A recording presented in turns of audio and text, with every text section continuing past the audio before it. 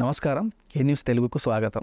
ఈ రోజుల్లో ఒక ప్రభుత్వ ఉద్యోగం సాధించడమే చాలా కష్టం. అలాంటిది ఏకంగా ఒకటి కాదు, రెండు కాదు, 3 ప్రభుత్వ ఉద్యోగాలు సాధించాడు. ఒక మారుమూల గ్రామం నుంచి వచ్చి, ఒక నిరుపేద కుటుంబం నుంచి వచ్చి, తన శ్రమని నమ్ముకొని తన లక్ష్యాన్ని సాధించాడు. రాత్రంతా ఫుడ్ డెలివరీ బాయ్గా చేస్తూ, ఉదయం అంతా చదువుకుంటూ తన లక్ష్యాన్ని సాధించాడు. ఒకే నోటిఫికేషన్లో 3 ప్రభుత్వ ఉద్యోగాలు సాధించి 2 తెలుగు రాష్ట్రాల్లో సంచలనంగా మారిన బలవంతరావు ఇప్పుడు మనతో ఉన్నారు. ఆయన సక్సెస్ స్టోరీని ఆయన మాటల్లోనే అడిగి తెలుసుకుందాం. ముందుగా మీకు కంగ్రాచులేషన్స్ బలవంతరావు గారు. Thank you sir, thank you so much. Me journey ఎలా సాగింది? మీరు ఎక్కడి నుంచి వచ్చారు? మీ బ్యాక్గ్రౌండ్ చెప్తారా సరే? సార్, నా బ్యాక్గ్రౌండ్ కంటే ముందు నా జర్నీలో ఉపయోగపడిన 2 ముఖ్య వ్యక్తుల గురించి మాట్లాడుకుందాం ఒక్క నిమిషం. ముఖ్యంగా నేను ఈ జర్నీలో నాకు ఎంతో సపోర్ట్ చేసినటువంటి Shri Netaji study circle director Siddhartha గారు, అదేవిధంగా మా కజిన్ బ్రదర్ అన్నయ్య సుధాకర్ గారు నా విజయంలో కీలక పాత్ర పోషించారు. వారు లేకుంటే ఈరోజు బలవంతరావు మీ ముందు లేడు. అంతా వాళ్ళని ఇన్స్పైర్గా తీసుకొని, వాళ్ళ యొక్క సలహాలు సూచనలు తీసుకొని, వాళ్ళు ఆర్థికంగా నాకు తోడ్పడిన సందర్భాలు ఉన్నాయి.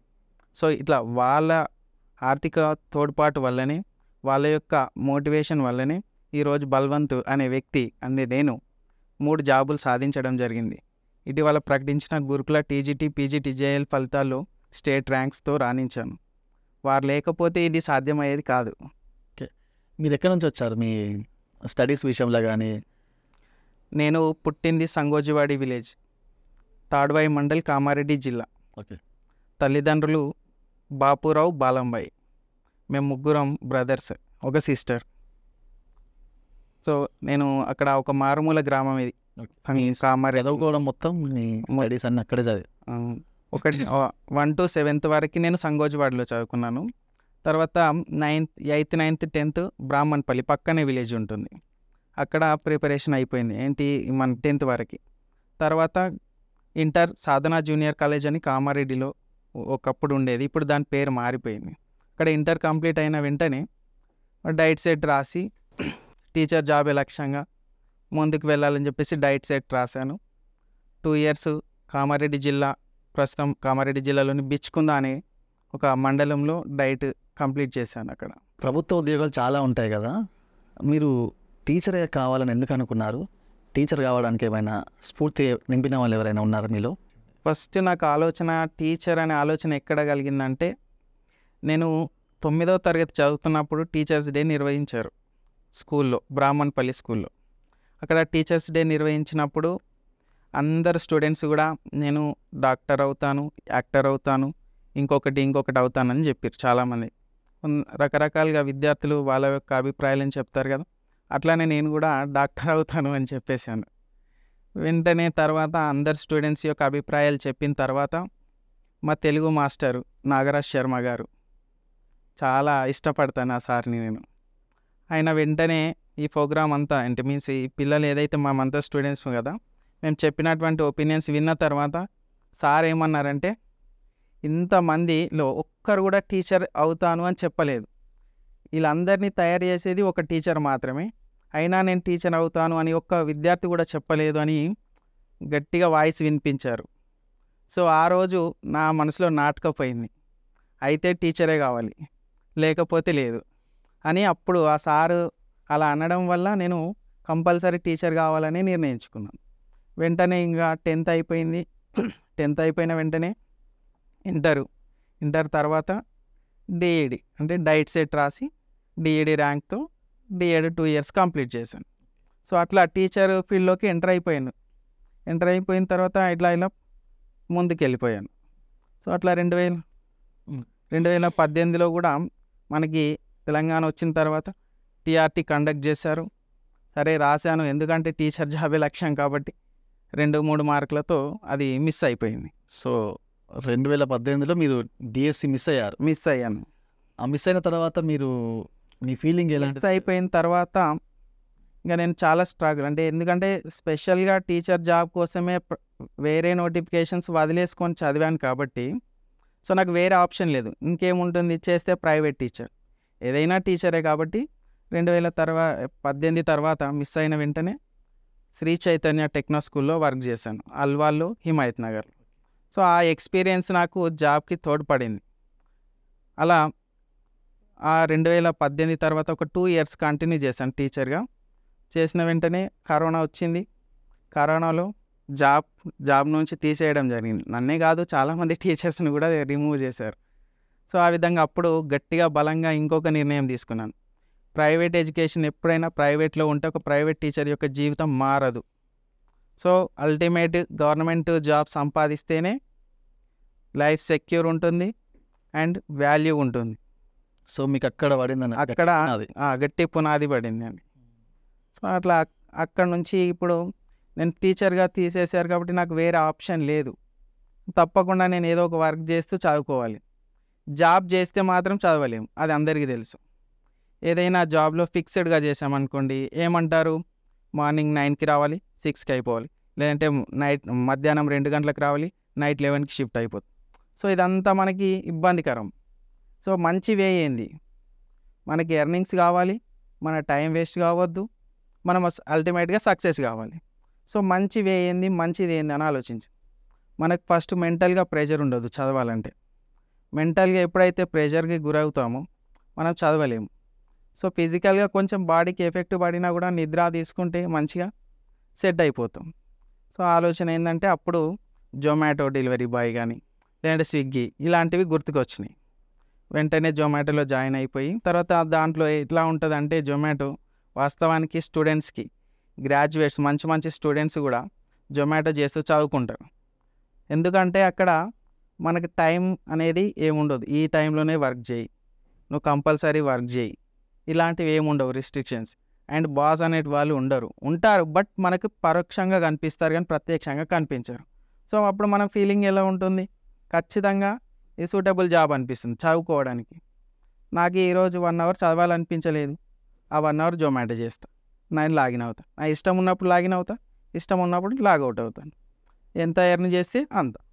సో అట్లా మనకి జాబ్ చేస్తూ చదువుకోవడానికి సూటబుల్ జాబ్ అనిపించింది, దాంట్లో చేస్తూ చదివాను.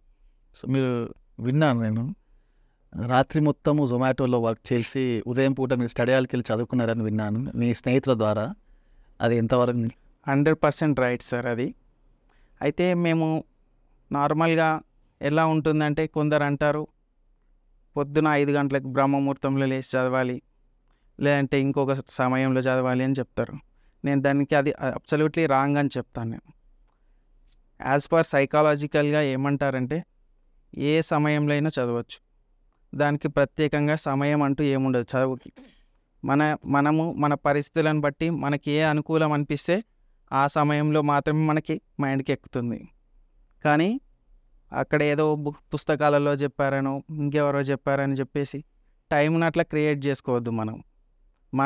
మనకి ఇంట్రెస్టే లేనప్పుడు ఎలా క్రియేట్ చేస్తాం, ఇంట్రెస్ట్ ఉన్న సమయంలోనే చదవాలి. సో నేనేం చేశానంటే నైట్ 12 AM నుంచి మార్నింగ్ 4 వరకు జొమాటో చేసేవాడిని. ఆ సమయం అయితే ఫ్లెక్సిబుల్గా ఉంటుంది, ట్రాఫిక్ ఉండదు, ఈజీగా వెళ్ళి తొందరగా డెలివరీ ఇవ్వచ్చు, ఎర్నింగ్స్ అనేవి ఎక్కువ ఉంటాయి. సో అట్లా చేయడం వల్ల ఏమవుందంటే ఎర్నింగ్స్ వచ్చినాయి. అదేవిధంగా మార్నింగ్ ఒక 6 అవర్స్ పడుకున్నాం అనుకోండి, మార్నింగ్ 10కి లేచినా 11కి లేచినా కూడా మళ్ళీ మనకి ఎప్పటిదాకా 12 వరకు సమయం ఉంది, అంటే 12 అవర్స్ సమయం ఉంది. 12 గంటల సమయం ఉంది కాబట్టి దాంట్లో అట్లీస్ట్ తక్కువలో తక్కువ 7 అవర్స్ చదివినా కూడా మంచిగా సెట్ అయిపోతాం. అట్లా నేను 10 అవర్స్ చదివేవాడిని. 10 అవర్స్, రోజుకు 10 అవర్స్ చదవాలి, మ్యాక్సిమం 10 అవర్స్, మినిమం 7 అవర్స్. అంటే జొమాటో వృత్తి ఎంచుకున్నారు కదా, అవునండి. అది చేసేటప్పుడు కుటుంబ సభ్యుల నుంచి కానీ మీ స్నేహితుల నుంచి కానీ మీకు ఏమైనా ఎటువంటి ఇబ్బందులు ఏమైనా ఎదురైనాయా? ఇది ఎందుకు, ఇది చేయడం అవసరమా మనకు అని చెప్పేసి చాలామంది అంటుంటారు కదా, అలాంటి వాళ్ళు మీకు ఏమైనా ప్రతి సవాళ్ళు ఏమైనా ఎదురయ్యాయా? వాస్తవానికి మనము జొమాటో అనేది చేస్తున్నట్టు కూడా ఎవరికి తెలియదు బయట. అంటే నా ఫ్రెండ్ సర్కిల్లో మాత్రమే నాకు తెలుసు. మా వాళ్ళకి చెప్తేనో లేదంటే ఇంకొకరికి చెప్తేనో ఏమవుతుందంటే వాళ్ళు సఫర్ అవుతారు ఫస్ట్. అంటే అదేం వేస్ట్ జాబ్ కాదు కదా, మన పైన మనము డిపెండ్ అంటే పేరెంట్స్ పైన డిపెండ్ కావద్దు, అక్కడ బ్రదర్స్ పైన డిపెండ్ కావద్దు. మనకంటూ ఒక ఏజ్ వచ్చింది, ఇండిపెండెంట్గా ఉండాలి, మన ఎర్నింగ్స్ మనం చేస్తూ చదవాలి. నేను ఎప్పుడైనా ఎర్నింగ్స్ విత్ లెర్నింగ్ అంటే చదువుతూ అభ్యసించాలి, లేదంటే మన సంపాదిస్తూ చదవాలనే కాన్సెప్ట్లోనే సో నేను ఏదైతే ఏంది పని చేయాలి ఫస్ట్. అని చెప్పేసి నేను 12 నుంచి 4 వరకు చేస్తాను కాబట్టి ఆ సమయంలో ఎవరు నాకు తెలియదు, అంటే నేను వాళ్ళకి ఈ వర్క్ చేస్తున్నాను తెలియదు కాబట్టి అట్లా కంటిన్యూ అయిపోయింది. సో అయినా కూడా దగ్గర మిత్రులందరికీ తెలుసు, ఎవరు అట్లా ఏమనలేదు. ఏ పని చేసినా సరే కానీ మనం దొంగతనం చేయకపోతే చాలు అని నిజాయితీగా ఉండాలి, హానెస్ట్గా ఉండాలని చెప్పేసి ఏ పని చేసినా కూడా పర్లేదని చెప్పేసి అలా చేశాను. 2018లో డిఎస్సి మీరు 2 మార్కులతో మిస్ అయ్యారని చెప్పినారు కదా. అవును. ఆ సమయంలో మీరు ఇంటికి వెళ్ళిపోయారు. ఆ సమయంలో మీరు ఎదుర్కొన్నటువంటి సంఘర్షణ, మానసిక సంఘర్షణ ఎలా ఉంది? మీ ఒత్తిడి ఎలా ఉండేది? కుటుంబ సభ్యుల నుంచి మీకు వచ్చినటువంటి ఇబ్బందులు ఏమైనా ఉన్నాయా? వాళ్ళు ఇది ఎందుకు ఇంకా చాలు, మనం వేరే జాబ్ చేసుకుంటే సరిపోతుంది, ఇలాంటివి ఏమైనా ఎదురయ్యి? అవునండి, కంపల్సరీ. నిజానికి అవన్నీ వాస్తవాలే. 2018లో ఎప్పుడైతే నాకు డిఎస్సి అంటే హెచ్జిటి జాబ్ మిస్ అయిందో అప్పుడు కొంచెం మెంటల్గా సఫర్ అయ్యాను, అంటే మానసికంగా కొంచెం ఇబ్బంది పడిన. ఎందుకు ఇబ్బంది పడిన అంటే నేను స్పెషల్గా టీచర్ అవుతానే వచ్చిన, అది కూడా దట్టు గవర్నమెంట్ టీచర్ అవ్వాలి అనే కోరికతో వచ్చినా కాదా. కాబట్టి 2011 నుంచి 13 మధ్యలో డిఎడ్ అయిపోయింది, అంటే ట్రైనింగ్ అయిపోయింది. అంటే 13 నుంచి 2018 దాకా తీసుకున్నా కూడా 5 ఇయర్స్. 5 ఇయర్స్ నుంచి మనము జొమాటోనో లేదంటే పిజ్జా డెలివరీ బాయ్గానో చేస్తూనే చదివాం కదా. సో చదివినప్పుడు ఏమైంది, ఈ చదువుతూ చేసినాం, 5 ఇయర్స్ కంటిన్యూగా చదివినాం. అప్పటికి సరైన పోస్టులు పడలేదు. అయినా కూడా పోస్టులు పడలేదని ఇప్పుడు సంఖ్య ఉన్నంత మాత్రం మనం ఎంత క్వాంటిటీ అంటే ఏమంటాము, ఎక్కువ జనాభా ఉన్నది అందరికీ పోస్టులు అయితే రావు కాబట్టి, ఎక్కువ మంది కాంపిటీటర్స్ ఉంటారు కాబట్టి అందరికీ రావు కాబట్టి, సరే ఎన్ని పోస్టులు అయినప్పటికీ పోటీ పడాలి.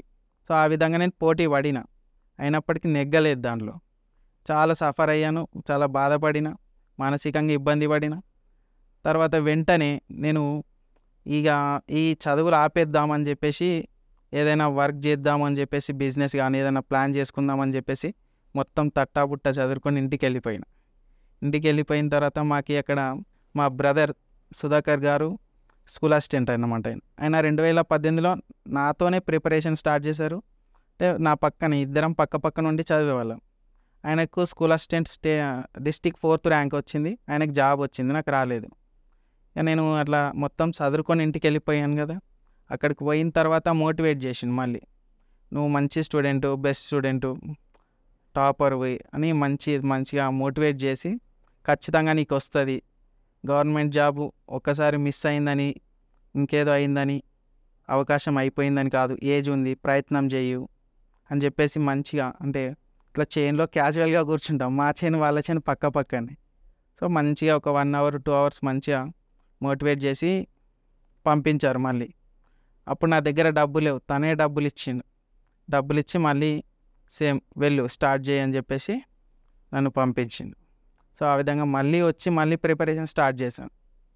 వస్తూనే ఇంకా సరే అప్పటికి నోటిఫికేషన్స్ ఉండవు కదా, అప్పుడే అయిపోయింది నోటిఫికేషన్. కొత్త నోటిఫికేషన్ అంటే వెంటనే ఉండదు. సో ముందు ఏం చేద్దాము, సరే డబ్బులు కూడా అవసరం కాబట్టి అని శ్రీ చైతన్య స్కూల్లో చేశాను. అదే సమయంలో కరోనా రావడం, జాబ్ పోవడం, మళ్ళీ జాబ్ ఏదైతే మళ్ళీ తెర మీదకి గవర్నమెంట్ జాబ్స్, ఎలక్షన్స్ రావడం అనేది ఇదంతా ఉంటుంది కాబట్టి, సో ఇంకా ఇప్పుడు వదిలేయాలి అని చెప్పేసి అక్కడ నేను డ్రాప్ అయిపోయి మళ్ళీ చదవడం స్టార్ట్ చేశాను. మీరు డిగ్రీ రెగ్యులర్గా చదువుకున్నారా లేదంటే ఓపెన్లో చేశారా సార్? అయితే ఇక్కడ ఏమైందంటే సార్, మేము డిఎడ్ చేసాం కదా, డిఎడ్ చేయడం వల్ల అప్పుడే కాంపిటేటివ్లోకి దిగిపోయినాం. ఏ వ్యక్తి అయినా సరే కాంపిటేటివ్లోకి దిగే వ్యక్తి రెగ్యులర్గా చేయాలని ఇష్టపడడు, ఎందుకంటే అక్కడ వెళ్ళాల్సి వస్తుంది. సో డిస్టెన్స్ అనేది, దూర విద్య అనేది మనకి అత్యంత ఉపయోగకరమైన ఈ ఎవరైతే కాంపిటేటివ్ చదివే వాళ్ళకి. సో నేను అప్పుడు హెచ్జిటికి ప్రిపేర్ అవ్వకుంటూ చదవాలి కాబట్టి, అంటే చదువు కొనసాగించాలి, ఇక్కడ జాబ్స్కి చదవాలి. సో వేరే ఆప్షన్ ఏముంటుంది, ఇంకా డిస్టెన్స్ ఎడ్యుకేషనే అని చెప్పేసి నేను అంబేద్కర్ ఓపెన్ యూనివర్సిటీలో డిగ్రీ పూర్తి చేశాను. మీరు ప్రిపేర్ అయ్యేటప్పుడు ఎలాంటి ఇబ్బందులు ఎదుర్కొన్నారు? అయితే మనకు ప్రిపరేషన్ స్టార్ట్ చేసినప్పుడు లేదంటే ప్రిపరేషన్ అయ్యి ముందుకెళ్తున్నప్పుడు చాలా రకాలైనటువంటి అడ్డంకులు ఏర్పడతాయి. కొందరు చాలా పొగుడతారు, ఎవడైతే మనల్ని పొగుడతాడో వాడు 100% రాంగ్ క్యాండిడేట్, రాంగ్ ఫ్రెండ్. ఎవడైతే మన మార్గం తప్పు అని చెప్తాడో, మనం చేసే తప్పులను ఎత్తి చూపిస్తాడో వాడే రియల్ ఫ్రెండ్, అంటే వాళ్ళే రియల్ వ్యక్తులు. మనకి మనం చేసే తప్పు తెలవాలి, సో అప్పుడే మనకు నిజమైన గైడెన్స్ అక్కడ లభిస్తుంది. సో మనం ఏది రాంగ్ ఏది రైట్ అనేది డిసైడ్ చేసుకునేటట్టుగా ఉండాలి. కొందరు చదివేటప్పుడు చదవనీయకుండా వెనక్కి లాగేయాలని చూస్తారు, అంటే మనకు జాబ్ రావద్దు అని కోరుకునే వాళ్ళు ఎక్కువ మంది ఉంటారు సొసైటీలో. సో అట్లాంటి వాళ్ళు ఉంటారు. చాలా మనం తెలివిగా ఉండాలి. వాళ్ళ నుంచి తప్పించుకోవడానికి లేదంటే వాళ్ళని అవాయిడ్ చేయడానికి తప్పకుండా ప్రయత్నం చేయాలి. అదేవిధంగా మనని అవమానిస్తారు. సొసైటీలో చాలా అవమానం జరుగుతుంది. ఎవరైతే కాంపిటీటర్స్ ఉంటారో వాళ్ళు ఎన్ని రకాల అవమానాలు భరిస్తారో నాకు తెలుసు. నేను కూడా అవన్నీ భరించి ఇక్కడ దాకా వచ్చాను. కొందరికి పెళ్లి సమస్య ఏర్పడుతుంది, కొందరికి లేకుంటే పక్కనున్న ఫ్రెండ్ తొందరగా సెట్ అవుతారు. వాళ్ళని చూసి వీళ్ళు ఏమవుతారంటే డీమోటివేట్ అవుతారు. సో ఎట్టి పరిస్థితుల్లో అట్లా కావద్దు. ఇప్పుడు పేరెంట్స్ నుంచి కూడా ఏజ్ పెరిగిన కొద్దీ పెళ్ళి అంటే వాళ్ళకు భారం అయిపోతాం కాబట్టి వాళ్ళు కూడా వాళ్ళ యొక్క భారాన్ని తొలగించుకోవాలని చెప్పేసి పెళ్ళి చేయాలని చెప్పేసి చాలా ప్రెజర్ చేస్తారు. అట్లా నాకు కూడా ఇప్పుడు 31 years చాలా ప్రెజర్ అయింది. కానీ మా పేరెంట్స్ నన్ను అర్థం చేసుకున్నారు కాబట్టి, మా ఫ్యామిలీ నన్ను అర్థం చేసుకుంది కాబట్టి ఈ రోజు వరకు కూడా నన్ను వాళ్ళు చదువుకోమనే చెప్పారు. సో మీకు కూడా అట్లా ఉంటే హ్యాపీనే. సో అలాంటి సమస్య వస్తే ఏం చేయాలంటే తప్పకుండా మీ మీద మీకు కాన్ఫిడెంట్ ఉండాలా, మిమ్మల్ని మీరు నమ్మాలి, నిజాయితీగా హానెస్ట్గా వర్క్ చేయాలి. అవన్నీ పట్టించుకోకుండా లక్ష్యం వైపే వెళ్ళాలి. మీరు అల్టిమేట్గా ఎప్పుడైతే లక్ష్యం వైపు వెళ్ళి తప్పనిసరిగా మీ గోల్ని రీచ్ అవుతారో ఆ రోజు మీరే రైటు, మీరే కరెక్టు అని మీ పేరెంట్స్ మీకు చెప్తారు, లేదంటే మీ పక్కన ఉన్న వాళ్ళు అప్పుడు మనని అంటారు. ఇప్పుడు నాకు జరిగింది అదే. నేను ఈ 31 సంవత్సరాలని చెప్తున్నా కదా, చాలా అవమానాలు పడినా, చాలా రకాలుగా ఇబ్బందులు పడినా, కష్టాలు అనుభవించిన, డబ్బు లేకుండే ఆర్థికంగా ఇబ్బంది పడినా, అయినప్పటికి కూడా నేను ఖచ్చితంగా సాధిస్తా అనే నమ్మకం బలంగా నా లోపల ఉంది. కాబట్టి నేను తప్పకుండా సక్సెస్ అవుతాను నాకు తెలుసు. కాబట్టి అంత మంచిగా నా వరకు నేను హానెస్ట్గా చేసిన కాబట్టి సక్సెస్ అయ్యాను. సో మీరు కూడా అదే విధంగా డిఎస్సి అభ్యర్థులు కావచ్చు, లేదంటే వివిధ రకాల గ్రూప్ 1, గ్రూప్ 2, గ్రూప్ 3 క్యాండిడేట్స్ కావచ్చు, ఎవరైనా సరే బలమైన నమ్మకము, నిజాయితీతో కూడిన ప్రిపరేషను, ఇవి 2 ఉంటే తప్పకుండా సక్సెస్ వస్తుందండి. అయితే సార్ నేను ప్రిపరేషన్ అయ్యే టైంలో ఎట్లా ఉంటుండంటే, ఏ పండుగ వచ్చినా కూడా ఇంటికి వెళ్ళేవాడిని కాదు. అసలు పండుగనే అటెండ్ అవ్వడం అనేది చాలా రేర్, అసలు లేదు కూడా. మా ఇంటికి వెళ్తే కూడా నాకు ఆనందం ఉండకపోతుండే. పోతే జాబ్తోనే పోవాలి, లేకపోతే పోవద్దు అని చెప్పేసి అసలు ఏ పండుగ అటెండ్ కాలేదు, బంధువుల దగ్గరికి పోలేదు. ఈవెన్ మా ఫ్రెండ్స్ యొక్క ఏదైనా చిన్న చిన్న బర్త్డేలు కావని, లేదంటే నా తోటి ఫ్రెండ్స్ ఎవరైతే మ్యారేజ్ చేసుకున్న వాళ్ళు ఉంటారు కదా, అట్లీస్ట్ వాళ్ళ మ్యారేజ్ కూడా అటెండ్ కాలేదు. ఇదొక షై అనిపించేది. ఏ విధంగా అంటే నేను ఇంటర్నల్గా బాగా ఫిక్స్ అయిపోయి వచ్చిన ఇక్కడికి. ఎట్లా అంటే జాబ్తోనే వెళ్ళాలి, అదొక గట్టిగా నమ్మకం పెట్టుకొని ఖచ్చితంగా జాబ్తోనే వెళ్ళాలి. కాబట్టి సో కొన్ని త్యాగం చేయాలని చెప్పేసి చాలా అన్నిటినీ సాక్రిఫైస్ చేసిన. దాంట్లో ఇట్లా పండుగలు కానీ, బంధువులు కానీ, ఫ్రెండ్స్ కానీ ఇట్లా అన్నీ వదిలేస్తుంటాయి. సో చివరగా నేను సక్సెస్ అయినా కాబట్టి నేను సక్సెస్ అయిన వెంటనే ఇంటికి వెళ్ళిపోయిన తర్వాత పేరెంట్స్ కళ్ళలో చాలా ఆనందం. అంటే వాళ్ళు ఏ విధంగా ఫీల్ అవుతారో నాకు తెలుసు కదా. ఆనందాన్ని కళ్ళారా చూసిన తర్వాత చాలా హ్యాపీగా అనిపించింది. సో ఇన్ని రోజులు పడిన కష్టాలు, బాధలు కూడా ఏం గుర్తుకు రాలేవు నాకు. అలాంటి సిచ్యువేషను, అంటే అదే మంచి సిచ్యువేషన్ ఎదురైంది. పేరెంట్స్ చాలా హ్యాపీగా ఫీల్ అయ్యారు, బంధువులు కూడా, నిజమే. ఫ్రెండ్స్ కూడా. ఈ సంతోషం అనేది ఎన్ని వేలు పెట్టినా, ఎన్ని కోట్లు పెట్టినా Yes sir, ఎన్ని వేలు పెట్టినా కూడా సంతోషం మీ కళ్ళలో కనబడుతుంది. ఎస్ సార్, అవును 100%. పేరెంట్స్ కూడా అదేవిధంగా ఆ పేరెంట్స్ మనం చదివించిన విధానం కానీ, లేదంటే వాళ్ళు మనకు తోడ్పడిన విధానం కానీ, వాళ్ళన్నీ మర్చిపోయారు, వాళ్ళ కష్టాలు మర్చిపోయారు. నా యొక్క సక్సెస్ని చూసి ఆనందం వాళ్ళ కళ్ళలో నాకు కనిపించింది. సో అయితే ఇక్కడ ఎవరైతే గవర్నమెంట్ జాబ్స్కి కానీ, లేదంటే ఇంకొక కాంపిటేటివ్ ఎగ్జామ్స్కి కానీ ప్రిపేర్ అవ్వాలనుకునే వ్యక్తుల గురించి, లేదంటే అభ్యర్థులకి నేను కొన్ని చిన్న సూచనలు చేయదలుచుకున్నాను. మనము ఏదైనా సరే ఉన్నత లక్ష్యాలు చేరాలి అనుకున్నప్పుడు, లేదంటే మనము ఏదైతే లక్ష్యంగా పెట్టుకుంటామో ఆ లక్ష్యాన్ని చేరాలి అనుకున్నప్పుడు ఖచ్చితంగా చిన్న తాత్కాలిక ఆనందాలను వదిలివేయాలి. అంటే ఉన్నత లక్ష్యాలను చేరాలంటే తప్పనిసరిగా తాత్కాలిక ఆనందాలను వదిలివేయాలి. అలా వదిలివేస్తే తప్పకుండా సక్సెస్ వస్తుంది మనకి. ఇంకొకటి ఏంటంటే ఖచ్చితంగా సాహసం చేయాలి. అంటే మీన్స్ ఖచ్చితంగా దాంట్లో మనం విజయం సాధించాలంటే ముందుకు వెళ్తూ సాహసం చేయాలి. సాహసం చేస్తేనే గెలుపు మన దగ్గరకు వస్తుంది. సాహసం చేయని వారు గెలుపు సాధించలేరు. ఈ 2 కొటేషన్స్ నాకు చాలా అద్భుతంగా అనిపించినాయి. నేను వీటిని ఫాలో అయినా. కాబట్టి ఈరోజు మన మిత్రులకు కూడా ఈ 2 కొటేషన్స్ చెప్తున్నాను. ఉన్నత లక్ష్యాలు చేరాలంటే తాత్కాలిక ఆనందాలు వదిలివేయాలి. సాహసం చేయని వారు గెలుపు సాధించలేరు. ఈ 2 కూడా నాకు శ్రీ నేతాజీ స్టడీ సర్కిల్లో పరిచయమైనవి. అవి పరిచయమైన రోజే నేను వాటిని అడాప్ట్ చేసుకున్నా. సో వాటికి అనుగుణంగానే నా యొక్క ప్రిపరేషన్ కానీ నా యొక్క స్ట్రాటజీ కానీ ఏర్పరచుకొని సక్సెస్ అయ్యాను. మీరు కూడా అందరూ తప్పకుండా విజయం సాధించాలని కోరుకుంటున్నాను. ఇంకొక విషయం బలవంత్ గారు, మీరు ఎన్నికల్లో పోటీ చేశారని విన్నాను. అంటే ఎమ్మెల్యేగా కూడా నామినేషన్ వేశారని విన్నాను, అది నిజమేనా? అవునండి, నిజానికి అవన్నీ వాస్తవాలే. 2018లో హెచ్జిటి మిస్ అయిన తర్వాత అంటే కొంచెం సఫర్ అయ్యాను కాబట్టి అప్పుడే జనరల్ ఎలక్షన్స్ వచ్చినాయి వెంటనే. సో నాకు గవర్నమెంట్ మీద కొంచెం నమ్మకం కోల్పోయినాను అనమాట. సో ఈ పోస్టులు రావట్లేదు, ఏదో జరుగుతుంది, మనం కూడా నిరుద్యోగుల తరఫున వాయిస్ వినిపించాలని చెప్పేసి వచ్చిన అవకాశం, జనరల్ ఎలక్షన్ వచ్చింది కదా, అది కూడా పోస్టే, అది కూడా ఒక జాబే, దాంట్లో కూడా మనం పార్టిసిపేట్ చేయాలి. ఒక్క పోస్ట్ అయితే పోటీ పడదాం అని చెప్పేసి ఎమ్మెల్యేగా నామినేషన్ వేసాను 2018లో. నిరుద్యోగుల తరఫున నామినేషన్ వేసాను. దాదాపు 500 పైచిలకు ఓట్లు వచ్చినాయి. అసలు నేను కూడా నమ్మలేదు, ఆర్థికంగా అసలు డబ్బులే లేవు, అయినా కూడా నమ్మకం, ఏదో చేద్దామని ఇంటెన్షన్తో అట్లా చేశాను. సో అది చేయడానికి కారణం ఎవరంటే Netaji study circle director Siddhartha గారు. ఆయన నిరుద్యోగుల తరఫున గత కొన్ని సంవత్సరాలుగా పోరాడుతున్నారు. సో ఆయన ఒక పిలుపునిచ్చారు విద్యార్థుల కోసం, మీరు ఇది కూడా ఒక జాబ్ అనుకొని నామినేషన్ వేయండి, నిరుద్యోగుల తరఫున మీ వాయిస్ వినిపించండి అని చెప్పేసి 15 మంది స్టూడెంట్స్తోని నామినేషన్ వేయించారు 2018లో. దాంట్లో నేను ఒక్కడిని. ఆ రోజు మా ఇద్దరి బంధం బలపడింది. ఆ రోజు నుంచి ఈ రోజు వరకు కూడా సొంత బ్రదర్, బ్లడ్ రిలేషన్ లేదు కానీ నా సొంత బ్రదరే ఇప్పుడైనా. ఆయన హెల్ప్ లేకుండా, ఆయన సహకారం లేకుండా నేను అచీవ్ కాకపోతుంటే ఈరోజు. అందుకే ఈ జాబ్ని, నాకు వచ్చినటువంటి టీజీటీ, పీజీటీ, జేఎల్ జాబుని, ఈ 3 జాబులు కూడా సిద్ధార్థ గారికి, నాకు హెల్ప్ చేసినటువంటి సుధాకర్ గారికి అంకితం అని చెప్తున్నాను మీ ఛానల్ తరఫున. మీరు ఫలితాలు వచ్చిన తర్వాత మీ గురించి ఫుడ్ డెలివరీ బాయ్ 3 ప్రభుత్వ ఉద్యోగాలు సాధించాడని చెప్పేసి బాగా వైరల్ అయింది. అవును సార్. చాలామంది దానికి హర్షం వ్యక్తం చేశారు. వాళ్ళ సొంత విజయంగా చాలామంది అనుకున్నారు.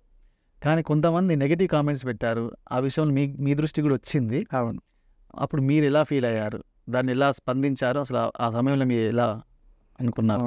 చాలామంది అంటే సరే మోస్ట్లీ 70-80% పాజిటివ్ రెస్పాన్స్ వచ్చింది, పాజిటివ్ కామెంట్స్ పెట్టారు. సరే మనం ఏదైనా ఒక పని చేసినప్పుడు కూడా దాంట్లో పాజిటివ్ ఉంటుంది, నెగిటివ్ ఉంటుంది. సో కాబట్టి ఆ నెగిటివ్ కామెంట్స్ చదివినప్పుడు నాకు నవ్వొచ్చింది. ఎందుకంటే పెట్టే వ్యక్తి కూడా కాంపిటీటర్ ఇంకొక కాంపిటీటర్ని అవమానించొద్దు. సరే నేను అది అవమానంగా ఫీల్ కాలేదు, ఎందుకంటే నేను చేసిన కాబట్టి దర్జాగా నేను చెప్పుకుంటా. ఫుడ్ డెలివరీ బాయ్గా చేసిన, కొరియర్ బాయ్గా చేసిన. సో ఎన్నో విమర్శలు అనుభవించినప్పుడు దీంట్లో ఇది చిన్న మ్యాటర్. అది అంటే తెలియక పెడతా ఉంటారు. సరే కామెంట్ అన్నప్పుడు comment means negative or positive. So నేను అట్లనే సింపుల్గా తీసుకున్న, అన్నీ పాజిటివే. నాకు ఎంతమంది కామెంట్స్ పెట్టినా, ఎంతమంది మంచి కామెంట్స్ పెట్టినా కూడా స్వీకరిస్తాను, అది నెగిటివ్ అయినా పాజిటివ్ అయినా. సో అలాంటి వాళ్ళ గురించి పట్టించుకోను, అసలు నాకు అది మ్యాటరే కాదు. అంటే అలాంటి వాళ్ళు ఉన్న నెగిటివ్ తీసేసి వాళ్ళు కూడా పాజిటివ్గా మార్చుకొని వాళ్ళు కూడా ప్రయత్నం చేస్తే తప్పకుండా వాళ్ళు కూడా సాధిస్తారు. నెగిటివ్ వాళ్ళ కోసం చెప్తున్నాను. December 31 అని ఏదో విన్నాను, మీ టార్గెట్ అంట. ఏంటి అసలు దాని కథ కమామిష్ ఏంటి? అవును సార్. అయితే నేను చిన్న రూమ్ తీసుకున్నా కదా ఇక్కడ హైదరాబాద్లో. సరే ప్రిపరేషన్స్ కంటిన్యూ చేస్తున్నా. ఎన్ని సంవత్సరాలు చదువుతాం ఇట్లా? చదువుతా పోతాం. సరే ఏదో ఒక ఎండింగ్ అయితే పెట్టుకోవాలి. సో అట్లా అని చెప్పేసి నేను టార్గెట్గా పెట్టుకుంటే ఖచ్చితంగా సబ్జెక్ట్ ఎక్కువ గెయిన్ చేస్తా అనే ఫీలింగ్ ఒకటి ఉంటుంది కదా. సో నేను December 31, 2023 ఈ December 31, 2023 దాటితే నేను హైదరాబాద్లో ఉండొద్దు ఇంకా. అంటే ఈ December 31 లోపు నేను జాబ్ కొట్టుకొని వెళ్ళిపోవాలి. సరే నోటిఫికేషన్ రాదు కదా, సరే వస్తుందా రాదా మనకు తెలియదు. బట్ ఒక స్ట్రాంగ్ బిలీవ్గా, అంటే స్ట్రాంగ్గా మనం టార్గెట్ పెట్టుకుంటే సబ్జెక్ట్ అయినా ఇంప్రూవ్ అవుతుంది. సో అట్లా అని చెప్పేసి ఆ December 31, 2023 అని ఇలా డోర్ ఉంటుంది కదా, లేవగానే డోరే కనిపిస్తుంది మనకి. అంటే చిన్న రూమ్ కాబట్టి మంచిగా వైట్ డోర్ ఉంటుండే, దానిపైన రాసి మార్కర్తో డైలీ పొద్దున అది చూసేవాడిని. చూస్తూ అది చూసినప్పుడల్లా నా టార్గెట్ లేదంటే నా గోల్ నాకు గుర్తుకొస్తుండే. సో ఆ విధంగా చేశాను. మనం అనుకున్నట్టుగానే డిసెంబర్ 31 కంటే ముందు 2023 కంటే ముందే నోటిఫికేషన్ వచ్చేసింది. అప్పటికి ఎగ్జామ్స్ రాసేసినాం, రిజల్ట్స్ కోసం వెయిట్ చేస్తున్నాం. సడన్గా జనరల్ ఎలక్షన్స్ వచ్చి రిజల్ట్స్ ఆగిపోయినాయి. తర్వాత 2024లో కాంగ్రెస్ గవర్నమెంట్ ఏర్పడడం, వెంటనే రిజల్ట్స్ రావడం, సక్సెస్ అయిపోయినా హ్యాపీగా ఉంది. సో అది డిసెంబర్ 31 యొక్క కథ. సాధారణంగా ఒక ఉద్యోగం రావడమే గగనమైన ఈ రోజుల్లో మీరు ఒకేసారి 3 ఉద్యోగాలు సాధించారు కదా, ఆ సమయంలో మీరు ఎలా ఫీల్ అయ్యారు? చాలా హ్యాపీగా ఫీల్ అయ్యాను. ఫ్యామిలీ కూడా అందరు కూడా చాలా హ్యాపీగా ఫీల్ అయ్యారు. నన్ను సపోర్ట్ చేసిన వాళ్ళు సిద్ధార్థ కానీ, లేదంటే సుధాకర్ గారు కానీ, అసలు నా విజయానికంటే వాళ్ళే విజయం సాధించినట్టుగా ఫీల్ అయ్యారు. ఎందుకంటే వాళ్ళే వెనకుండి నడిపారు కదా. సో అందరం కూడా ఫ్రెండ్స్, ఫ్యామిలీ, ఊరు, విలేజ్ వాళ్ళు అందరూ కూడా ప్రభుత్వ ఉద్యోగాలు రావడం అనేది అసలు గొప్ప విషయం కాబట్టి అందరూ కూడా హ్యాపీగా ఫీల్ అయ్యారు. వాస్తవానికి నేను 5 జాబులు టార్గెట్గా పెట్టుకొని చదివాను, ఒకే వేలో ఉండేటటువంటి. తెలుగు ఎంచుకున్నా కాబట్టి డిఎల్ ఉంటుంది, జేఎల్ ఉంటుంది, టీజిట్ ఉంటుంది, పీజిట్ ఉంటుంది. ఈ కేటగిరీలో గురుకులాల్లో 4 కేటగిరీస్. అదేవిధంగా నార్మల్ జేఎల్ కూడా పడుతుంది, గెజిటెడ్ జేఎల్. దాన్ని కూడా టార్గెట్గా పెట్టుకొని చదివాను. అల్టిమేట్గా నేను ఎగ్జామ్ హాల్ నుంచి బయటకు ఎగ్జామ్ రాసి బయటకు వచ్చినప్పుడే నా మైండ్లో, అంటే నాకు తెలుసు ఖచ్చితంగా ఈసారి నాకు వస్తుంది అనిపించింది. ఆ రోజు ఎగ్జామ్ రాసిన తర్వాత ఆనందపడ్డాను. రిజల్ట్స్ కూడా మార్నింగ్ 3 గంటలకు వచ్చినాయి రిజల్ట్స్. నేను పడుకొనే ఉన్నాను. మా బాబాయ్ కాల్ చేసి చెప్పారు, ఇట్లా రిజల్ట్స్ వచ్చినాయి అని చెప్పేసి, నీ హాల్ టికెట్ దీంట్లో ఉందని చెప్పిన వెంటనే ఇంకా నిద్ర పట్టలేదు. ఇక ఆ రోజంతా నిద్ర పట్టలేదు. ఒక 1 వీక్ వరకు అసలు కలలాగానే అనిపించింది. 3 జాబులు అనేసరికి ఇంకెంత హ్యాపీగా ఉంటాను. సో ఫైనల్గా మీరు 3 జాబుల్లో ఏ జాబ్ని ఎంచుకుంటున్నారు మీరు? అది junior lecturer sir. Junior lecturer కొంచెం అంటే మంచి పోస్ట్ కాబట్టి, మంచిదంటే అన్నీ మంచి పోస్ట్లే, బట్ అందులో బెటర్గా ఉంటుందని ఆలోచన. సో ఎక్కడ పోస్టింగ్ వచ్చిందని? పోస్టింగ్ అనేది ఇంకా కన్ఫర్మ్ కాలేదండి. కాకపోతే ఒక సొసైటీ సెలెక్ట్ అయ్యింది. మల్టీ జోన్ 1లో మహాత్మా జ్యోతి బాపులే సొసైటీ అని ఉంటుంది. అందులో మనకి తర్వాత వెబ్ ఆప్షన్స్ ఇస్తారు, అది ఇవ్వలేదు. అది ఇచ్చిన తర్వాత పోస్టింగ్ అలాట్ అవుతుంది. మీరు చిన్నప్పటి నుంచి టీచర్గానే మిమ్మల్ని మీరు ఊహించుకున్నారు కదా. సో మీరు టీచర్ అయిన తర్వాత మీ స్టూడెంట్స్ని ఎలా తీర్చిదిద్దుతారు? మీ లక్ష్యాలు ఏంటి, మీ ముందున్న లక్ష్యాలు? తప్పకుండా సార్. ఏంటంటే టీచర్ అయింది కొంతమందిని మంచి విద్యార్థులని వివిధ స్థానాల్లో పొజిషన్లో చూడాలని, వాళ్ళ యొక్క సమగ్ర మూర్తిమత్వాన్ని డెవలప్ చేయాలని చెప్పేసి ఒక ఇంటెన్షన్తో దీంట్లోకి వచ్చాను. అంటే ప్రతి విద్యార్థికి కూడా బ్యాక్గ్రౌండ్లో కొన్ని రకాలైనటువంటి ఇబ్బందులు ఉంటాయి, వాళ్ళు చదువుకోలేని పరిస్థితిలో ఉంటారు. అలాంటి వాళ్ళకు కూడా నేను ప్రోత్సహిస్తూ నా వంతుగా ఈ వృత్తిలోకి వచ్చి వాళ్ళకి హెల్ప్ చేస్తూ వాళ్ళని కూడా ఉన్నత స్థాయికి తీసుకొచ్చే విధంగా ప్రయత్నం చేయాలని చెప్పేసి ఈ వృత్తిని నేను ఎంచుకోవడం జరిగింది. ఇప్పుడు నాకు గురుకులాలలో అలౌట్ అయ్యే ఛాన్స్ ఉంటుంది. ఇది జాబ్. అక్కడ కూడా డిఫరెంట్ స్టూడెంట్స్ ఉంటారు. వాళ్ళందరూ కూడా పేరెంట్స్ని వదిలేసి వస్తారు దీనిలోకి, పేరెంట్స్కి దూరంగా ఉంటారు. సో అలాంటి పేరెంట్స్కి దూరంగా ఉంటున్నాం అనే భావనను తొలగించడానికి ప్రయత్నం చేస్తాను. వాళ్ళకి ఒక మెంటర్గా, గైడ్గా ఉంటూ సొంత బ్రదర్గానే అంటే బ్రదర్స్, నా యొక్క పిల్లలు కానీ లేదంటే నా తమ్ముళ్ళు కానీ అనుకొని వాళ్ళని ట్రీట్ చేస్తూ వాళ్ళ యొక్క అభివృద్ధికి నేను తప్పకుండా దోహదపడతాను. ఆ నమ్మకం నాకుంది. నేను వచ్చిందే దానికోసము. ఆ టీచర్ జాబ్ని ఇష్టపడినాను. పిల్లలకి నా వంతు సహాయం చేయాలని దీంట్లోకి వచ్చాను కాబట్టి తప్పకుండా వాళ్ళ యొక్క అభివృద్ధికి నేను దోహదపడతాను. తెలంగాణలో డిఎస్సి నోటిఫికేషన్ పడింది కదా, ప్రిపేర్ అయ్యే అభ్యర్థులకి ఎలాంటి టిప్స్ చెప్తారు? ముఖ్యంగా ఏంటంటే ఫస్ట్ మనం దేనికి ప్రిపేర్ అయినా సరే, అది తెలుగు కావచ్చు, ఇంగ్లీష్ కావచ్చు, మ్యాథ్స్ కావచ్చు, ఏ సబ్జెక్ట్ అయినా సరే, ఫస్ట్ ఆ ప్రొఫెషన్ని ఇష్టపడాలి, దాన్ని లవ్ చేయాలి, దాన్ని ప్రేమించాలి. ప్రేమ లేకుంటే, ఆ ప్రొఫెషన్ మీద ఇష్టం లేకుంటే 200% జాబ్ రాదు. నేను డబ్బు, శాలరీ ఎక్కువ అని చెప్పేసి కొందరు చదువుతారు. రాంగ్. 100% రాదు జాబ్. నేను చెప్తాను, ఖచ్చితంగా దాని మీద ఇంట్రెస్ట్ ఉంటేనే, ఆ వృత్తి మీద మనకి ఇంట్రెస్ట్ ఉంటేనే ఖచ్చితంగా జాబ్ వస్తుంది. అందుకే ఫస్ట్ ఉండాల్సింది ఆసక్తి ఉండాలి. సబ్జెక్ట్, మనం ప్రిపేర్ అయ్యే సబ్జెక్ట్ పైన ఇష్టం ఉండాలి. అది ఫస్ట్. ఇష్టం లేకపోతే ఖచ్చితంగా రాదు. సో డబ్బు కోసం అస్సలు చదవద్దు. ఇందులో శాలరీ మంచిగా ఉంటుంది, లేదంటే జాబ్ మంచిగా సెక్యూర్ జాబ్ అని, లేదంటే టీచర్ జాబ్ హరాం చేసుకోవచ్చు అని, ఇదంతా 100% జాబ్ రాదు ఇలా ఉంటే. తప్పకుండా ఇష్టం ఉంటేనే జాబ్ వస్తుంది. ఫస్ట్ ఇష్టం పెంచుకోవాలి, ఫస్ట్ పాయింట్. సెకండ్ పాయింట్ వచ్చేసి సోషల్ మీడియా. నవేడేస్ చాలా డిస్టర్బెన్స్ చేసేది సోషల్ మీడియా. సోషల్ మీడియాకి 1000 రెట్లు దూరం ఉండమని చెప్తా. ఎందుకంటే నేను ఎంత దూరం ఉన్నానో నాకు తెలుసు. 24/7 అవర్స్, ఎప్పుడు 24/7 అవర్స్ ఫోన్ స్విచ్ ఆఫే ఉంటుంది నాది. అసలు నా ఫోనే క్యారీ చేయను. వాట్సాప్, ఫేస్బుక్ అసలు నాకు లేవు అకౌంట్స్. ఎప్పుడో ఉండే, మళ్ళీ లేవు అంటే కూడా కరెక్ట్ కాదు, ఎప్పుడో ఉండే, బట్ అది ఓపెన్ చేసిన దాఖలాలు లేవు.